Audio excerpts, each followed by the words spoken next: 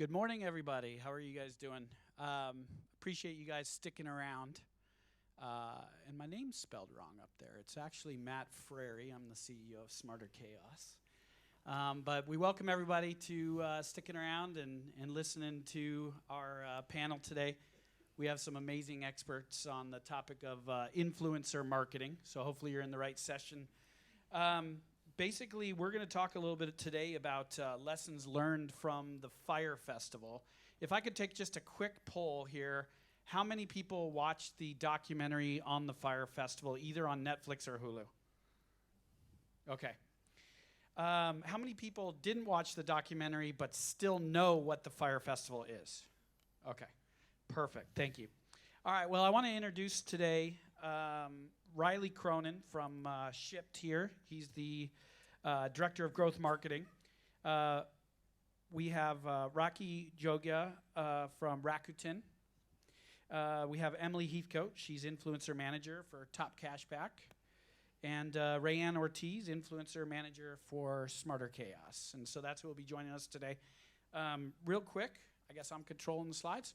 So basically, influencer marketing, this is really about lessons learned from the Fyre Festival.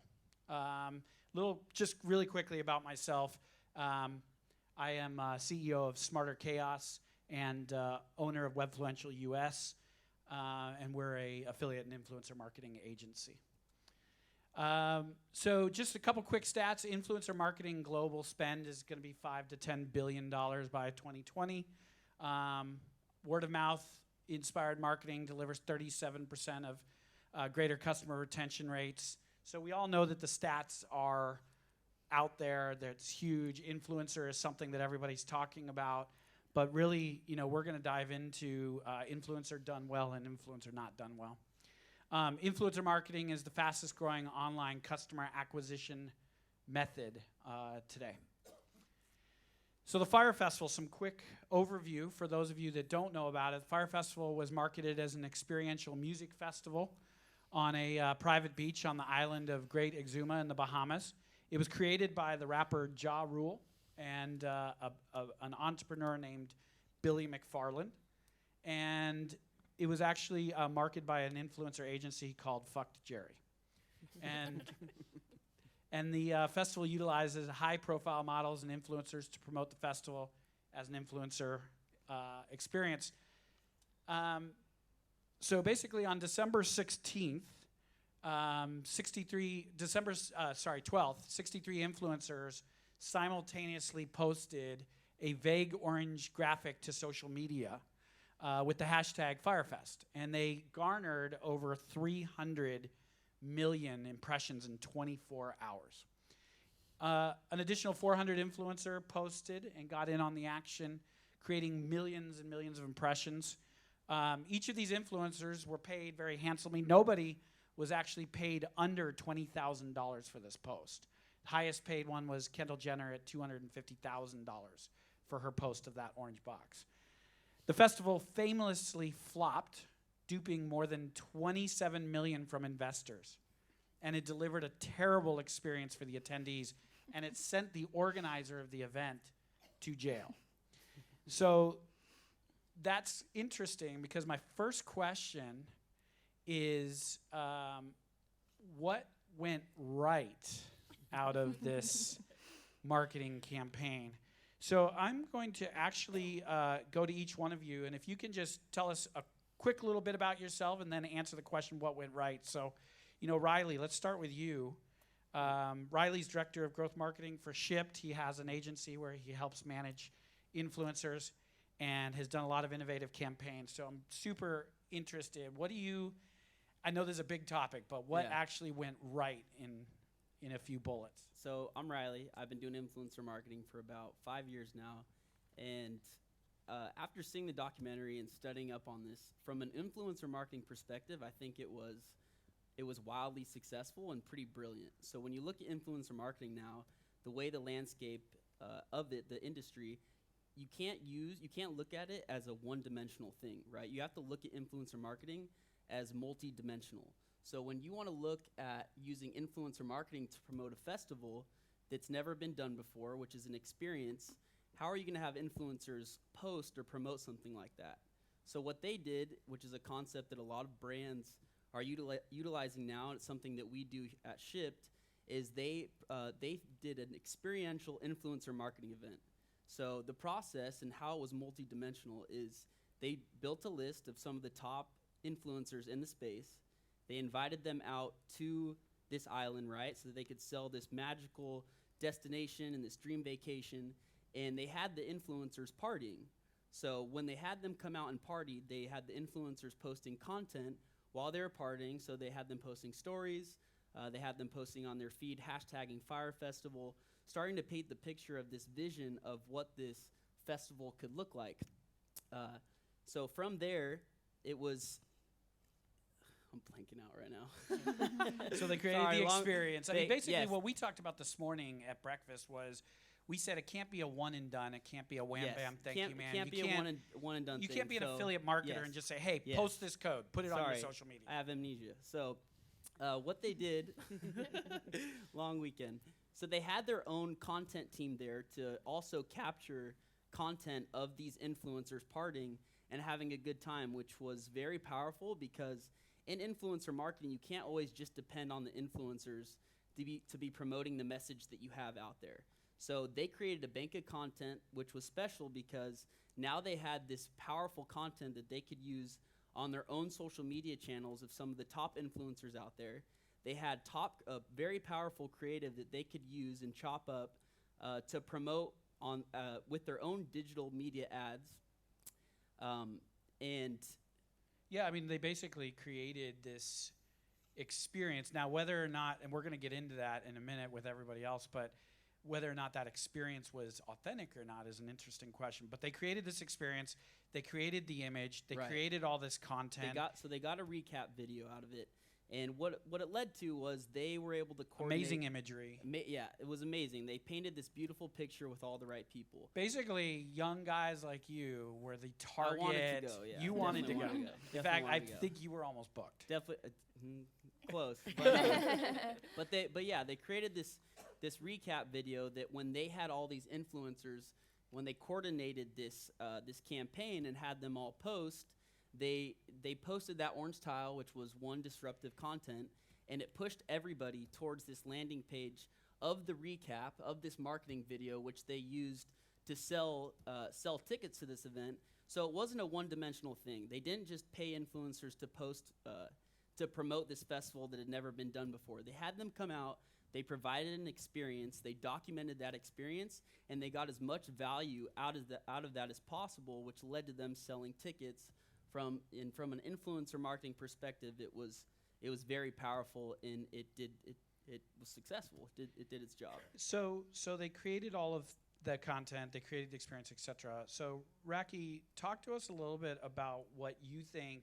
Building on that, what else did they do right from this experience in the beginning? I mean, it seemed like everything was going right.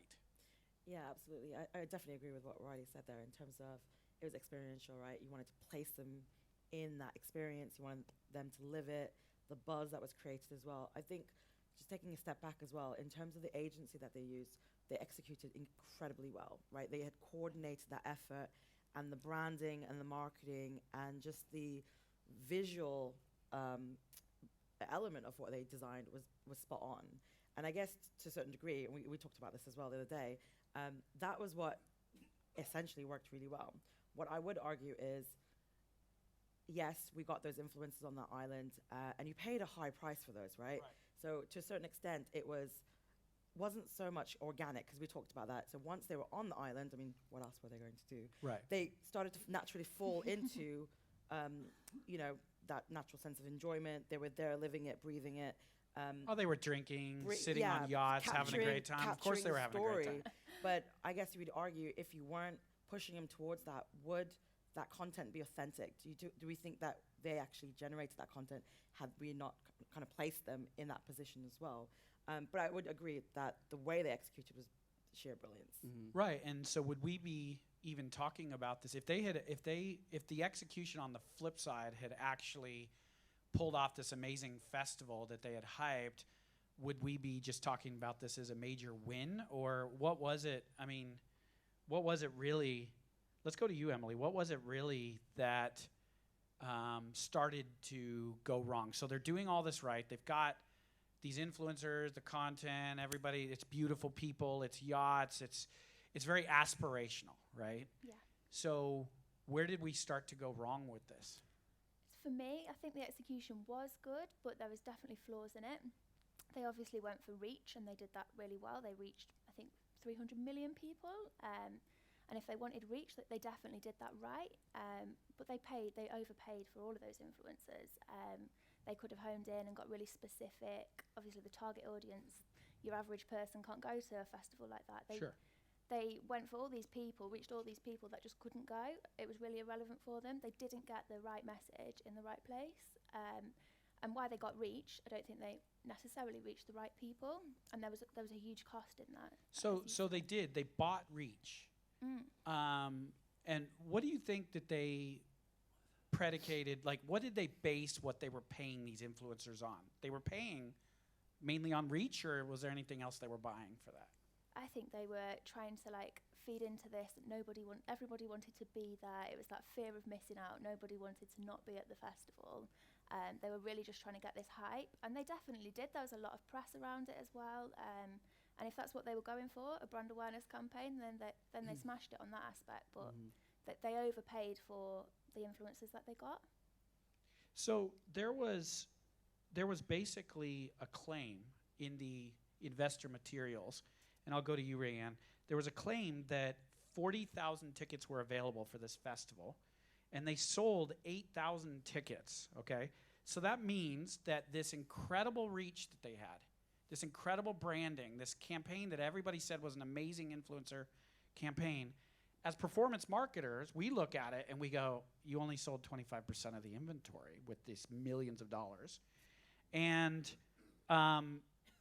most of those tickets were actually sold at a discount. So from a performance marketing perspective, how did this campaign perform? I mean, it was only 25% of the tickets, so it didn't perform well. But I think it really, what the campaign did was it created that top of funnel, that awareness, and then another way that they failed is they didn't follow up with it. They didn't. There was no continuance of. There wasn't an added degree while they had influencers on the island. They sold this dream of you could be an influencer too, and then didn't deliver on it. But they didn't follow it up with anything additional to it. They just really went for reach. They wanted to pay for brand equity, I think, and it wasn't meant. The way that they executed it wasn't meant for conversion. It was meant for to really stop people in their tracks on Instagram and get people talking about it. I mean, everybody was talking about it anyway, wanting to know what it was. What is this orange square? Why is this all over Instagram? And I think they definitely outpriced their tickets. So I think that was a huge problem. So follow up with that follow-up and how you build a long-term relationship. Yeah, but also to touch on that too, I think it's really hard as a brand to just depend solely on influencer marketing to drive conversions. I think Definitely. I know for my brand and the brands that I work with, it's just one piece of the pie. So I think where they missed out and what they could have done, and they could have done a better job and improved on, is taking the content, the influencers, the bank of creative that they did get from this, and do a better job with their growth marketing team or their acquisition team to do retargeting and sell and utilize all the assets that they got. And I think that's where they missed the mark. They leaned too heavily on the influencer piece, where I think successful influencer marketing is married with a good acquisition playbook. I don't think it's something that you should just solely depend on influencer marketing. At least in my experience, I've never seen influencers move the needle without it being combined with a more in-depth playbook on the acquisition side.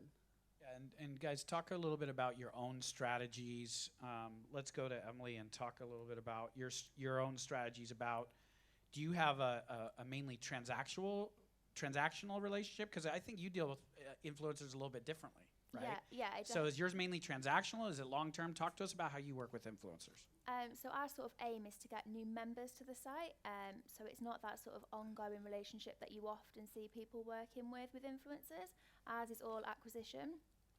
So we do a lot in terms of getting new influencers to push us, getting out in new places. It's quite like an awareness piece as well for us. And we always track it back to sales, and sign-ups. That's what we track our stuff back to. We've got a real measurement piece to play in that. And I think a lot of people measure on engagement.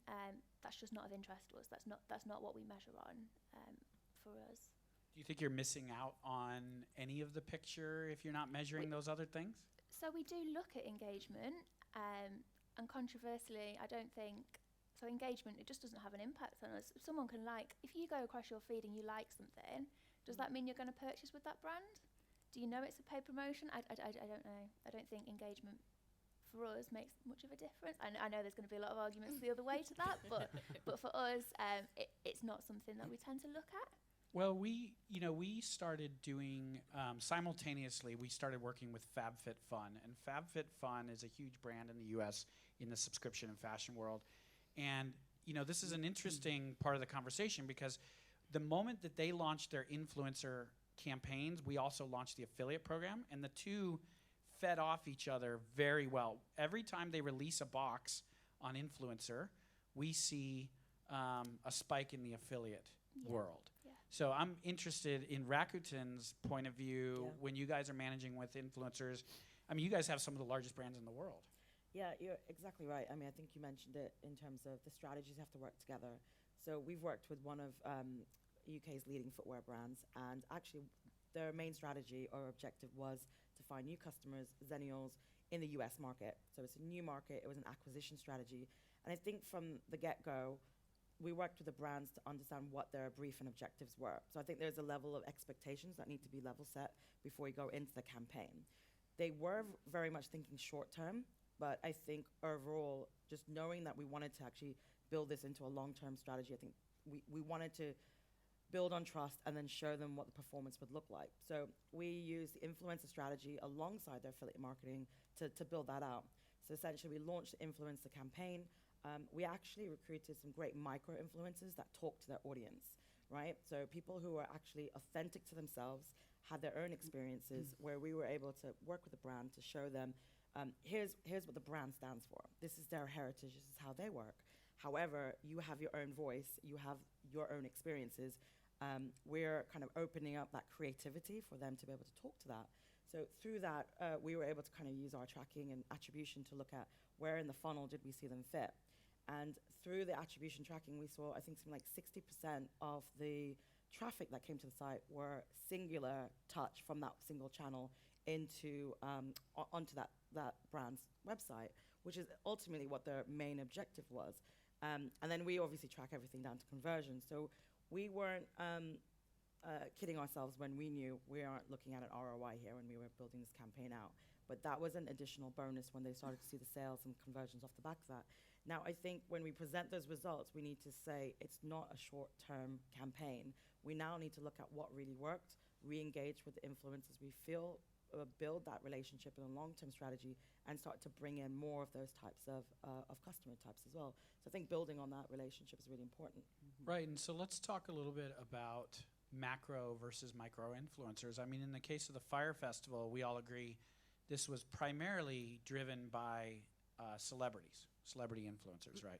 I mean, Kendall Jenner crushed this thing from a reach perspective. But RayAnn, talk to us a little bit about, the difference of how you use macro influencers versus micro influencers and kind of how you manage that. Yeah, absolutely.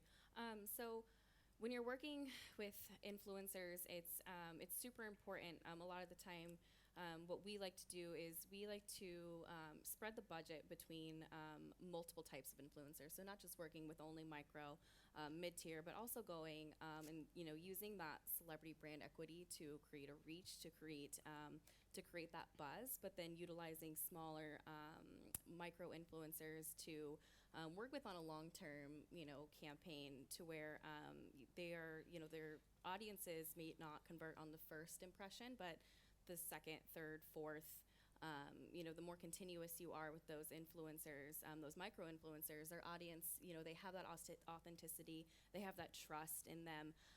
And when they see that those micro influencers are using your products more and more often, then they believe it.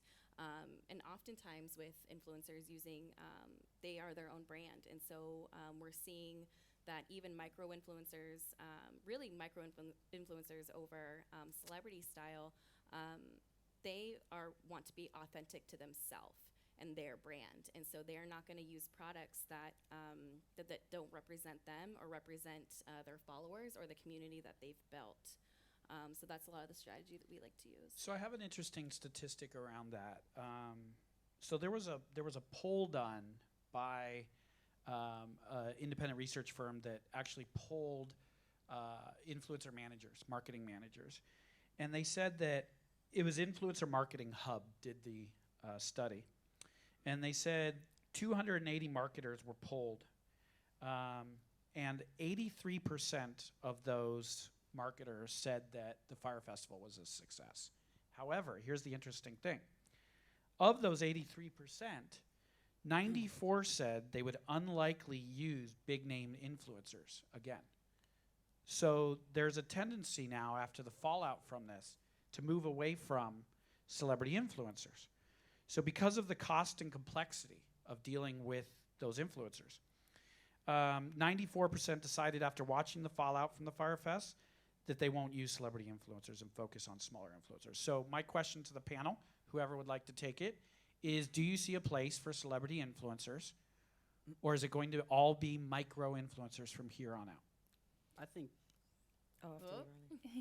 I think there's a play for both. I think it's definitely situational.